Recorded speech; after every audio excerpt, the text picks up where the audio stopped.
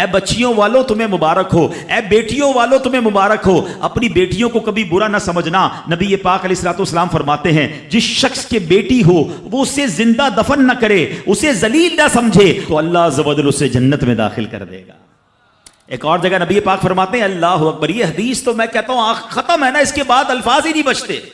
बहुत सारी बेटियों की फजीलत की हदीस है, मगर ये हदीस इधर जाके लगती है, दिल को छू लेती है। सुनो तो सही इसके अल्फाज क्या हैं। अल्लाह के नबी फरमाते हैं बेटियों को बुरा मत कहो, मैं भी बेटियों वाला हूं। हाय हाय, खत्म हो गई ना बात है। अल्लाह के नबी ने सल्लल्लाहु अलैहि वसल्लम ने अपनी निस्बत बेटियों की तरफ फरमाया मैं भी बेटियों वाला हूं। बेशक बेटियां तो बहुत मोहब्बत करने वालियां, गम गुसार और बहुत ज्यादा मेहरबान होती हैं। सुनो बेटियों वालों और बहनों वालों, अल्लाह के हबीब क्या फरमाते हैं सल्लल्लाहु अलैहि वसल्लम, मेरे नबी का फरमान है कि जिसकी 3 बेटियां या बहनों की इस तरह परवरिश करे, उनको अदब सिखाए, उनसे मेहरबानी का बर्ताव करे, यहां तक कि अल्लाह अज़्ज़ व जल उससे बेनियाज कर दे, यानी उनका निकाह हो जाए, तो अल्लाह ताला उसके लिए जन्नत वाजिब फरमा देता है।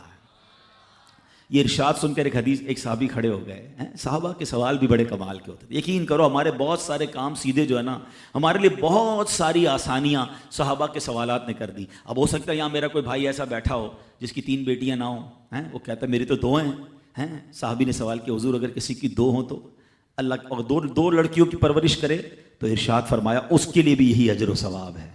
रावी फरमाते हैं यहां तक कि अगर एक बेटी का भी लोग जिक्र करते तो नबी पाक उसके बारे में यही फरमाते। मगर एक रिवायत और भी मौजूद है कि एक साहबी ने खड़े होकर कहा हुजूर अगर किसी की 1 बेटी हो, अल्लाह के नबी ने फरमाया 1 बेटी हो तो भी जन्नत वाजिब हो जाती है। बेटियों पर शिकायत, बेटियों पर मुंह चढ़ाते हो, बेटियों पर लड़ाई करते हो, अल्लाह अकबर, ये तो जन्नत में जाने का टिकट है। तो अपनी बेटियों से प्यार करें। और बाप जितने बैठे ना, मुझे पता है वो मेरी बात की तायीद करेंगे। शायद पैदाइश पे मुंह चढ़ाया होगा किसी ने, लेकिन आज भी बाप से ज्यादा क्लोज बेटी ही होती है। प्यार वो बाप से बेटी ही करती है। घर जाओ तो बेटी बाप का इंतजार ज्यादा करती है। और इस्लाम औरतों के हुकूक की शानदार अंदाज से बयान करता है। अल्लाह के नबी अलैहिस्सलातु वस्सलाम फरमाते हैं जब किसी के यहां लड़की पैदा होती है, सुनो, घर पे मेहमान आए तो अच्छा लगता है ना, और कोई बड़ा अहम मेहमान आ जाए, कोई बड़े बुजुर्ग आ जाए तो कितना खुश हो जाते हैं आप। कई ऐसे बुजुर्ग होंगे, कई ऐसे उलमा होंगे, कोई ऐसी शख्सियत ज़रूर होगी जिसको आप अपने घर बुलाना चाहते होंगे, मगर आप सोचते होंगे यार वो मेरे घर कैसे आएगा, बहुत बड़ा आदमी है, बड़ा मसरूफ शख्स है, पसंद तो मुझे बहुत है मगर मैं घर नहीं बुला सकता। सुनो, जब तुम्हारे घर बेटी आती है तो पता है कौन मेहमान आता है। अल्लाह के नबी फरमाते हैं जब किसी के यहाँ लड़की पैदा होती है तो अल्लाह अज़्ज़ व जल फरिश्तों को घर भेजता है। हाँ, आपके घर फरिश्ते आते हैं और क्या कहते हैं, फरिश्ते आकर कहते हैं ए घर वालों तुम पर सलामती हो। फिर फरिश्ते इस बच्ची को अपने परों के साए में लेते हैं, उसके सर पर हाथ फेरते हुए कहते हैं ये कमजोर सी जान है जो एक कमजोर जान से पैदा हुई है। जो शख्स इस कमजोर जान की परवरिश की जिम्मेदारी लेगा तो कयामत तक मदद खुदा इसके शामिल हाल रहेगी।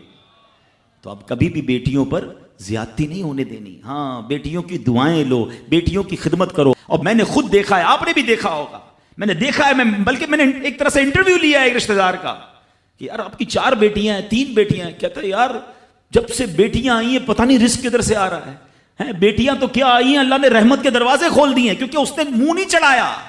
कुछ होंगे ऐसे बेटियों वाले जिनका हाथ तंग होगा, तो गौर करो जब बेटी हुई थी तो शुक्र किया था या शिकवा किया था?